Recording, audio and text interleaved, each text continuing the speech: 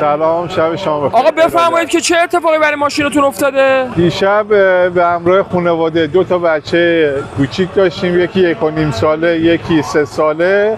در اتوبان همت بودیم، با خانواده داشتیم میرفتیم به سمت از راهپیمایی خودرویی به سمت منزل. پرچم ایران از پنجره بیرون بود. یه موتوری تو اتوبان همت با اسلحه شلیک کرد به شیشه عقب ماشینمون متاسفانه.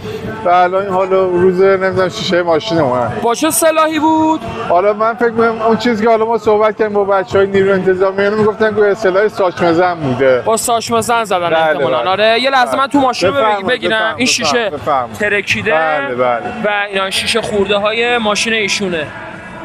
کسانی که دینشون انسانیت و وطن هم میکنن، ادعای وطن پرستی هم دارن. ببینید با مردم عادی که بنده خدا یه پراید داره. مدل پراید چنده؟ 87. مدل پراید ایشون 87ه. این که فدای یه تار موی رهبر و بچه بسیجی‌هایی که این شبا توی خیابونا هستن، یه هیچی نیستش در برای یه شیشه که چه عرض کنم. ما حاضریم که ببخشید بچه‌مون رو بدیم، سرمون رو بدیم، خدا جونمون رو بدیم. خدا حفظتون کنه. خدا حفظتون. دم شما گرم. یا علی.